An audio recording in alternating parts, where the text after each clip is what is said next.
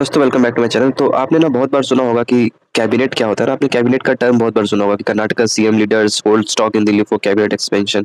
तो आप ना बहुत बार कैबिनेट वर्ड सुनते हैं, तो मैं आपको समझाता हूँ कैबिनेट है क्या और ये कैबिनेट क्यों मतलब बोलते हैं और कैबिनेट रियलिटी में हमारे कॉन्स्टिट्यूशन में अवेलेबल है भी कि नहीं है। 74 क्या कहता है ना, काउंसिल ऑफ मिनिस्टर सीओएम की बात करता है। जो हमारा 74 है वो सीओएम। तो हमारा कॉन्स्टिट्यूशन ना कहीं पे भी कैबिनेट की बात नहीं करता कि कैबिनेट टर्म क्या होता है, उससे रिलेटेड चीजें क्या है।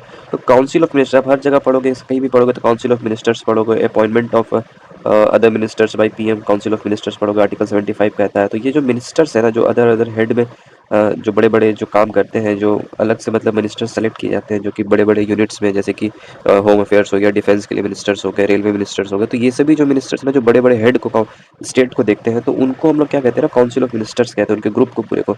और जो ये जो पूरा ग्रुप है ना, मैं आपको दिखाता हूँ, ये पूरा ग्रुप है ना, इस पूरे ग्रुप को क्या कहते हैं, काउंसिल ऑफ मिनिस्टर्स कहते हैं। इसके हेड क्या कौन होते हैं, पीएम होते हैं, ठीक है, प्राइम मिनिस्टर।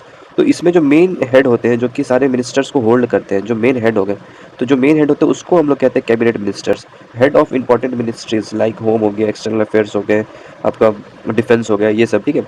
उसके सपोर्ट के लिए क्या होता है, मिनिस्ट्री ऑफ स्टेट होता है, जो कि असिस्ट करता है कैबिनेट को। ये एक इंडिपेंडेंट चार्ज होता है। अगर मान लीजिए कभी कोई मिनिस्टर्स किसी कारणवश कहीं आउट ऑफ कंट्री है, या फिर लीव पे है, या फिर किसी कारण, तो अगर तो उसमें क्या है, minister of state independent charge क्या करेगा, उसके पूरे चार्ज को मतलब कंसिडर करेगा और उसके पूरे चार्ज को लेगा अपने अंडर, ठीक है। और उसके असिस्टेंट, इसी के कैबिनेट के एक और असिस्टेंट के लिए क्या होता है, डिप्टी मिनिस्टर्स होते हैं, जो कि असिस्ट करते हैं कैबिनेट मिनिस्टर्स को। तो ये जो काउंसिल ऑफ मिनिस्टर्स होगा ना, उसका सब बॉडी होता है कैबिनेट, जिसको हम लोग आर्टिकल 352 के अंदर ऑफ कॉन्स्टिट्यूशन, सिर्फ एक बार हमारा आर्टिकल 352 ऑफ द कॉन्स्टिट्यूशन जो ये कैबिनेट वर्ड को इंट्रोड्यूस करता है। जिसको सीनियर मिनिस्टर्स होते हैं ना, वो क्या होते हैं, कैबिनेट के अंदर कंसीडर किए जाते हैं, जो कि पीएम के डायरेक्ट कैबिनेट हो गए, कैबिनेट मिनिस्टर। और उसके साथ कौन होते हैं, इंडिपेंडेंट चार्ज भी होते हैं, अगर कोई एब्सेंट रहा तो उस केस में, ठीक है। इसमें आपको कुछ चीज़ें याद रखनी है कि जो टोटल मिनिस्टर्स होते हैं इंक्लूडिंग पीएम, वो क्या होना चाहिए, 15% से ज़्यादा नहीं होना चाहिए टोटल स्ट्रेंथ ऑफ लोकसभा।